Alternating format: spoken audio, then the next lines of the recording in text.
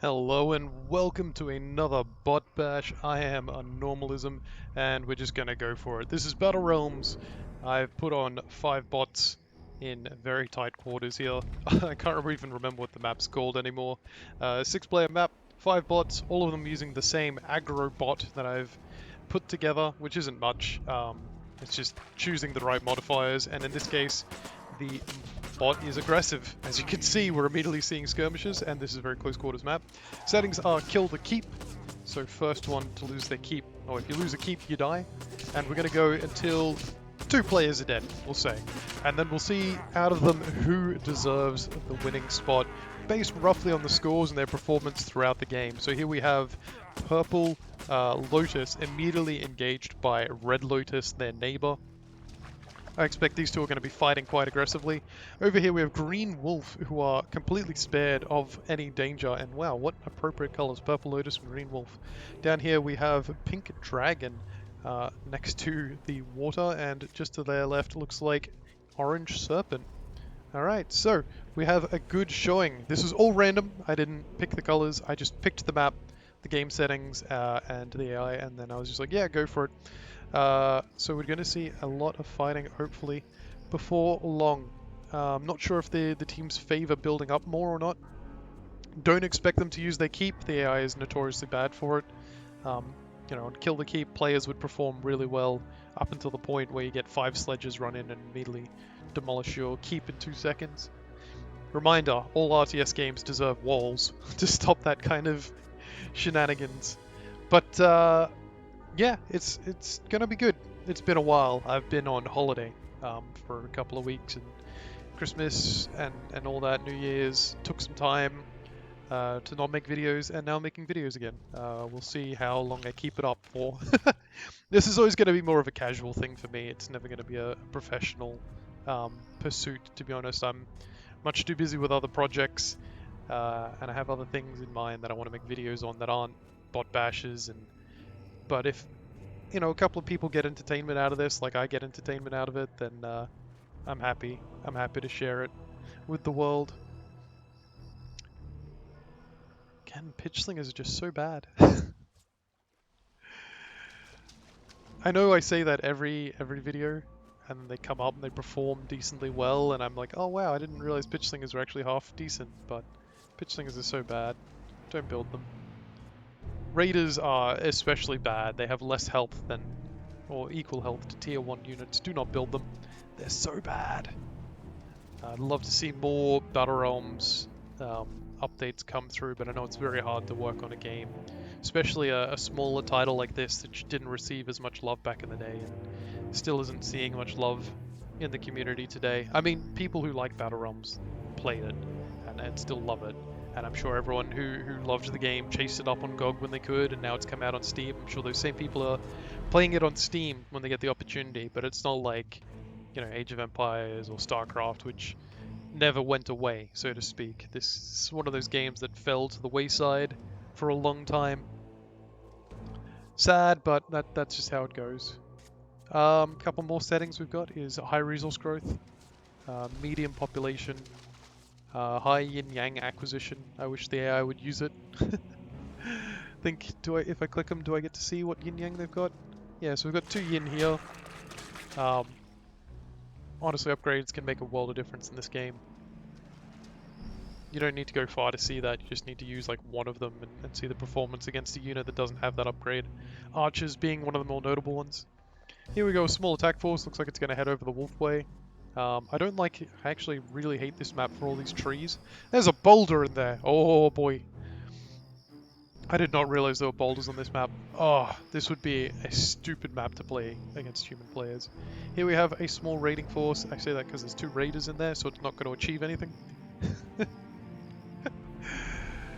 I'm only amusing myself. And nope, it's going to come back. Okay. I think all the teams are a little bit scared of going into the woods today. Oh, here we go. Sorry, wolves are attacking the pink dragon. An acceptable attack force, but it won't achieve too much. Now that Dryad, oh what is it, Dryad? Druidess has been tied up. The Dragon Warriors will get on top of this and clean it up pretty handily. Nice try, the Ballista men are honestly. Again, ballista men are just too slow, and pitch slingers don't bring combat performance. I know that ballista men do a lot of damage, but they attack so slow. If you're going to bring them for their combat abilities, that totem they can fire out, which is actually quite useful. But otherwise don't bother.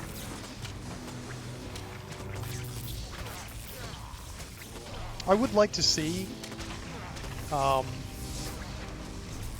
in another world, you know, another time in another place, a sequel or a remake of Battle Realms, where ballista men exist, but instead have like twice the range or something. They're like a miniature artillery piece that can outrange towers. And with their damage type, they're not very good against buildings. So it would still provide an interesting sort of thing. You know, you see a ballista man shooting a tower from range and you have to run out and fight him.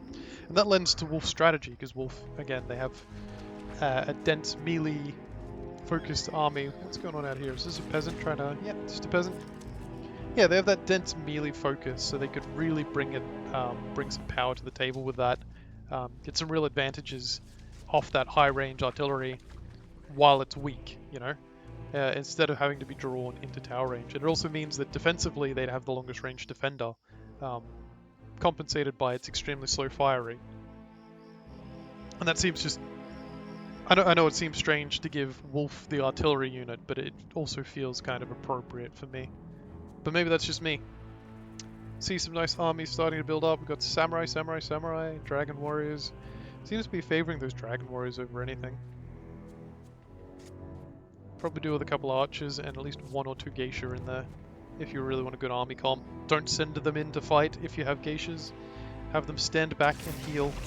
Another skirmish over here. We're seeing the brothers come out. Which brother is this?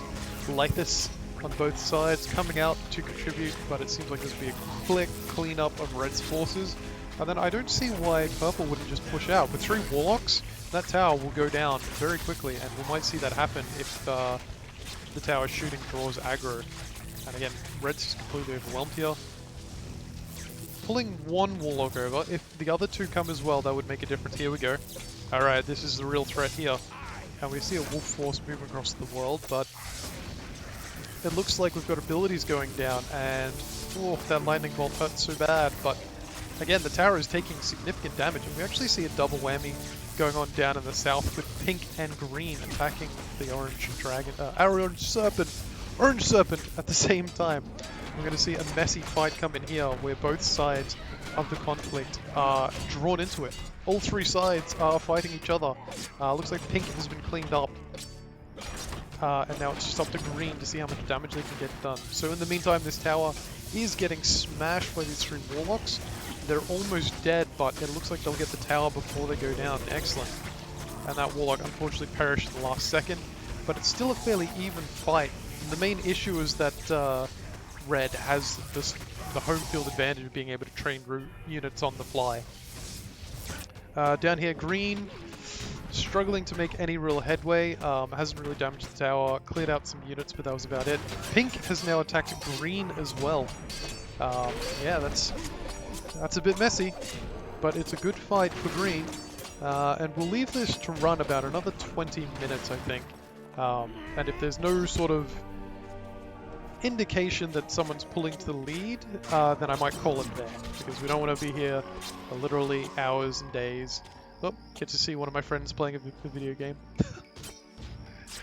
I might throw something up in that corner to hide that. See a werewolf out. I love werewolves. Love the berserkers being transformed into them fully healing. Absolutely disgusting. And then giving them that werewolf bite can be really devastating in battles. To transform enemy units. Seeing orange now attacking into pink. This is the kind of scrappy fighting I love to see in these games. Yeah, definitely going to put something in that top right corner to spare my friend his embarrassment.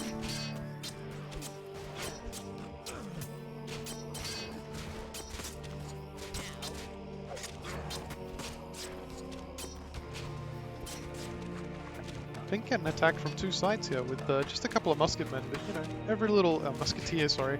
Musketeer is such a wrong name for them. They're not wielding swords. Probably the most correct thing would be to call them Aquabusias, or however you pronounce that word. See a green force traveling through the forest here. Part of me wishes I could stage battles in Battle Realms like you can in some other games with scenario editors, but I'm not skilled in the scenario editor field with Battle Realms. I imagine there is one, to some degree, or at least some tool you can use to potentially make maps, scenarios or something. It'd be unfortunate if they're hard programmed in. Maybe I'll go look into that after this and see what that is like.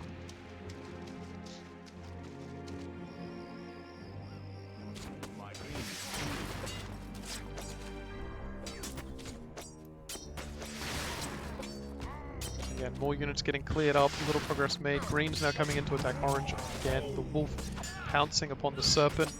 Serpent Tower has actually not been repaired, but this is such a small force that it won't actually make a significant impact. I think possibly the issue with this AI is that it doesn't build up large armies. It's sending out squads of about 6 units at a time, almost exactly 6 units each time, rather than a completely overwhelming force. At least we are seeing wolf heroes come out, Galia and Greyback. I can't believe I forgot his name for a moment there. A monk, a sledger, and a druidess. If they could get here before this force fully dies, and they might actually well do, this could actually be a very dangerous tipping point for Orange. Orange has no real...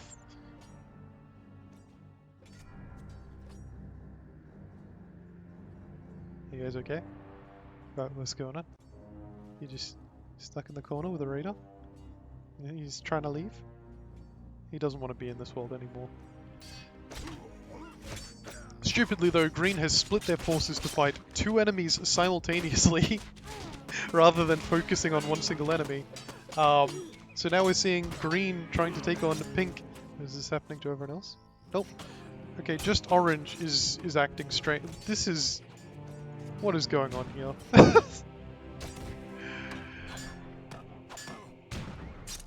You don't look so good. Goodness me. Now, if I haven't mentioned it before, I believe I have, but I'll say it again. Longtooth is my hero. Longtooth is my favorite. He sucks. He's really bad. His range attack does so little damage. It's really long range, but it does so little damage. Hero units in Battle Realms feel a little underwhelming at times. Some of them are absolutely amazing, depending on their abilities. Like, an AoE damage buff is really good. Isil is possibly the best ability in the game. Can't see what's going on in this battle. Why did I choose this map? It's a really big battle too. There's so much, like, everywhere spread out, but we cannot see it. This was such a poor decision. I'm very sorry. We're just going to have to watch this one. A Ronin has now run over. Was it this Ronin? It was! This attack force has finally come over here to contribute to this battle. What was I saying? Bad map. Heroes. Heroes, some of them are amazing, like Isil, and anyone who gives a damage buff, or those kinds of things. Budo's amazing for his utility, Utara for the stun, but then you get ones like Longtooth, who is underwhelming in basically every degree. Kazan, who just doesn't bring enough to the table with his fire breath. You know, it's really underwhelming, these heroes. They just do not do much. It's sad because they're all really cool. I guess the problem I keep coming back to with Battle Realms is I wish the gameplay was just that little bit more refined, because I love the game, but when you compare it to other RTS games, it errs more towards realism in battle than mechanics in battle. And unfortunately RTS games quite often live and die on how mechanically oriented they are.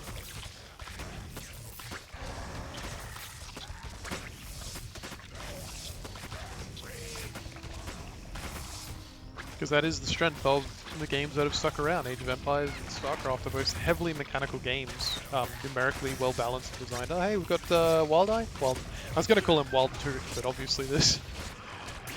Greyback, Wildeye, Longtooth. Oh, finally destroyed a tree so we can see a little better now. Good job guys, keep it up. I do like that you can destroy the trees. And in fact, that's something I've done on a map before with raiders, is run out and use their immolation ability to destroy some trees so I could see through. That is a sizable force. Oh, please, please, please attack with red. Zymoth is on the battlefield. I love it. Again, so cool.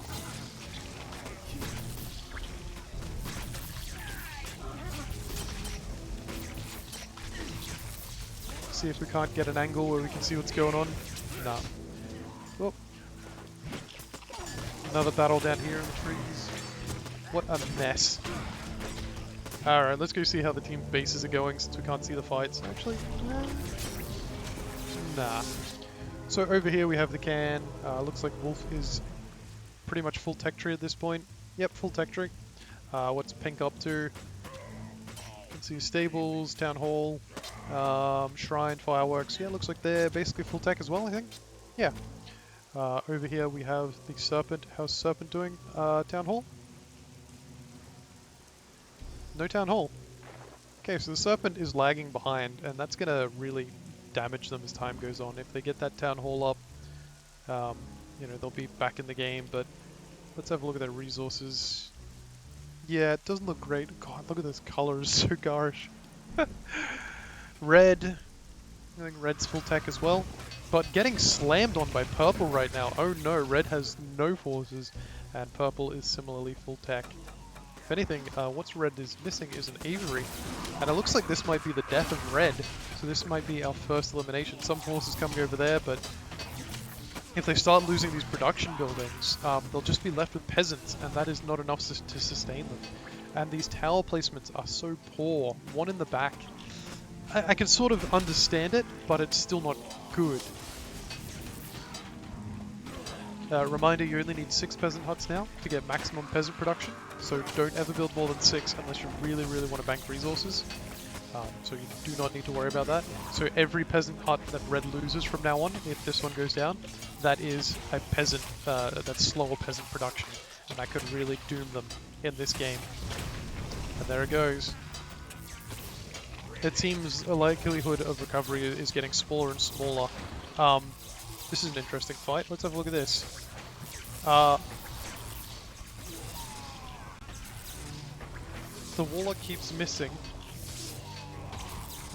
They keep missing each other. Oh my god, that's so frustrating. Trying to build a new watchtower, but it's not enough. Up 6 peasant huts, they built another one. But they've lost their production building, so getting those units back up is going to be a nightmare. They actually got to get to train one. This will go down before that Leaf Disciple spawns, I'm pretty sure. Or is that a training guard? Oh, sorry, before that Staff Adept spawns. Oh no, he popped out pretty quick. But it looks like that's gone down, so now there is no production buildings for the Red Lotus. Do they have Yin? They could spawn all 3 brothers immediately and go down. And here we have Orange now coming in and attacking the tower with Purple. This could actually be very beneficial to Red. This might be the only thing that could possibly save him at this point. Oh, come on, guys. None of you can hit that? Is that like a ghost unit? They're not taking damage, and they're not okay, they're taking a little bit of damage. Anyway, if Orange comes in and interrupts these units... Oh, we've got Yvresse Reaper. Never mind. That was the wrongest thing I said. You can tell that I haven't played nearly as much Winter of the Wolf as I should have, that I didn't immediately identify that unit. Zymoth's still out here dropping lightning, but he's out of stamina, and I think the storm's going to stop soon. So, I was wrong. There is one more unit production building for the Red Lotus, and it is their Flesh Crucible. And it looks like Purple's going to retreat for the time being. We see, which one's this? Tausil.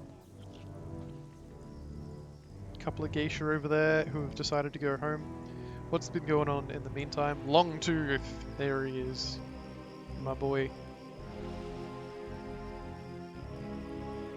Well, that was a bit of a shame, but I definitely say Purple is one of the more dominant players right now. Green has also been performing very well. Oh, here we go, there she is, Yvain. But this is going to be a very doomed attack. They have no chance to succeed against this Wolf force, and that might draw the ire of Green. Orange has also been on the back foot. I'd say the team... Oh my god, has he been here the entire time? I think he has. I think he just hasn't died because peasants do so little to Greyback.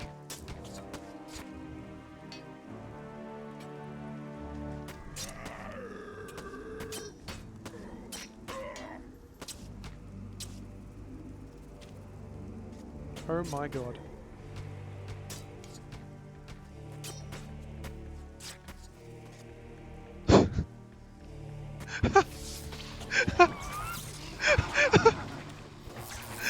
I didn't realize they were still fighting, I just saw the projectiles and then I went over and what? It looks like Red's recovering. Okay, so Pink, definitely not a winner. I think the winners this time around are going to be green and purple, unless someone else does something amazing. Like, someone actually gets eliminated from the game. You know, but that seems, at this point, we could just call it for green and purple. Because they're winning. Purple had that really important fight against Red, drove them out of all this space here into the back corner. If they took all their forces and attacked now, I don't actually know if they'd eliminate them from the game, but it'd get pretty close because they still have a decent number of things. What they're lacking right now is Zen Masters. They have the Yin to do it. Oh, there's Zymoth. He's back. And it looks injured. Now Green's coming across the map, and this is actually bad for ending the game. He's going to run into this force, hopefully kill some of it.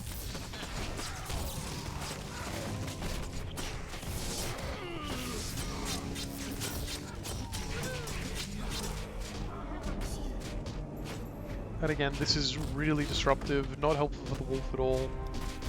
They need that shroud effect to wear off so they can get back into fighting, and now Red's come over here.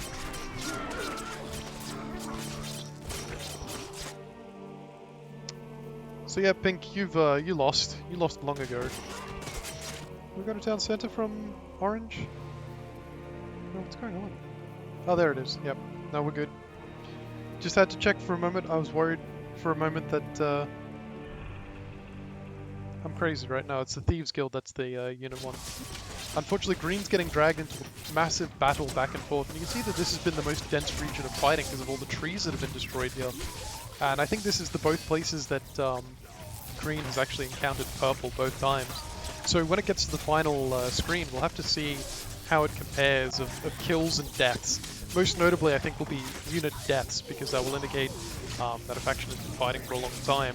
Whereas Green got so many peasant kills with Greyback.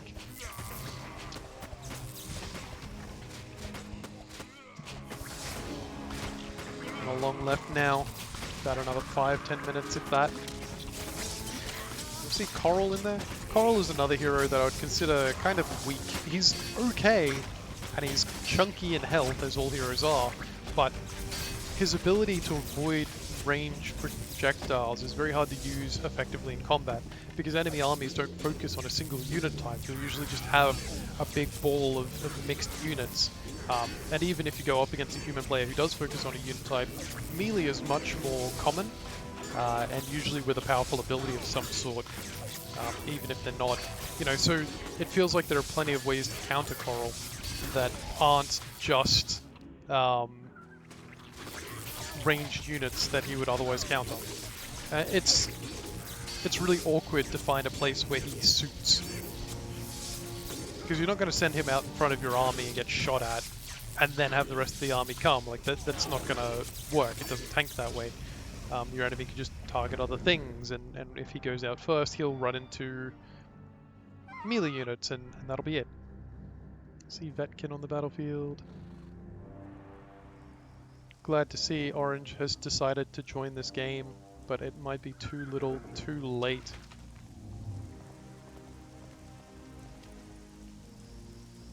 Shale Lord. Shale Lord I like for the free shale, but honestly some of the wolf abilities are so good you don't want shale on them.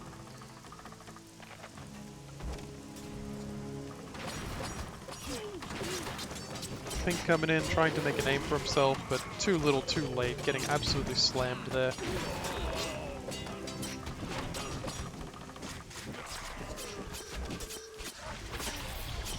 As you can see, Zymoth getting absolutely slaughtered, surrounded by 5 enemies. Shows even a hero can't take on that much, which I don't disagree with.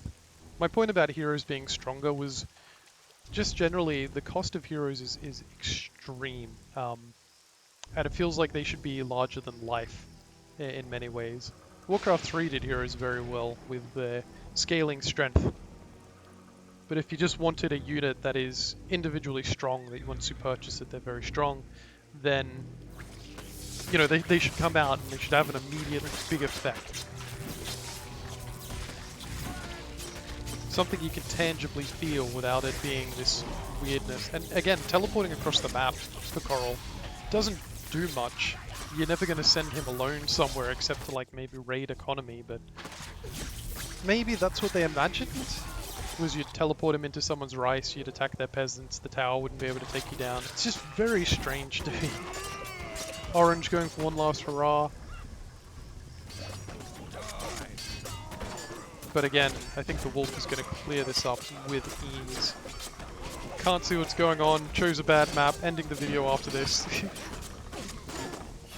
But we'll let them fight this one out. Unless red... Okay, we'll let red fight out whatever red wants to do. It looks like they're going for green as well.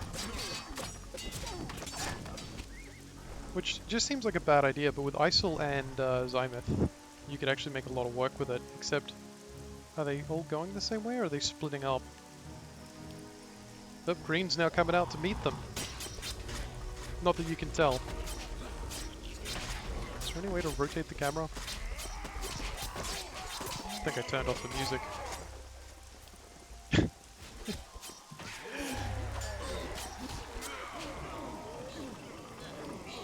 Oh, that's painful. Oh, that's not good.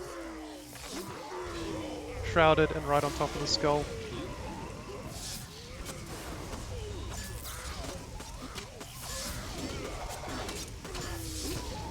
And there's the Isol buff. Doing good work. The sheer attack rate on that ability is so stupid. Okay, after this battle, that is time to call it. Seems like we saw a Shale Lord go down, but it seems like, yes, the wolf will claim this battle quite easily. Zymoth gonna go down for another lightning bolt, and then this ninja, and that will be it. Alright, that was a good showing. Now let's go see how they did score-wise. Whoa! Okay, so we can assume that green and pink obviously had some slight biasing there of units lost and units killed, and peasants generated. Death rate is a bit more indicative because it shows how much they were fighting.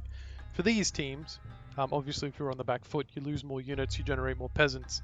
So it's sort of, you have to make an amalgamation of units lost versus units peasants generated. No, units trained versus units lost. Because it gives a stronger perspective of how much military was lost over the course of the game, so to speak. I don't know, it's very hard to quantify. It almost needs to be a measure for resources just lost in combat, which would be a little bit more indicative, because peasants don't cost anything, right? So you wouldn't have anything there. But overall, again, I think it has to go to purple and green. Green sat on that pink peasants for so long with just one hero and killed and killed and killed them, and it was hilarious. And purple really slammed into red more than once. I'm surprised how poorly orange performed, but they took so long to get into the game that they were kind of just irrelevant. So I don't have a definitive winner between green and purple, but I think it's fair to say that they both did an awesome performance. I think ultimately it has to go to purple because purple started next to someone, whereas green was expected to do well because they didn't have a close neighbor to fight constantly. So overall, we'll say purple was the winner, and they had the most yellow points as well, and that seems fair to me. So thank you for watching. Join me again for more bot bashes in the future. I love doing them, and I hope you enjoy them too. Thank you.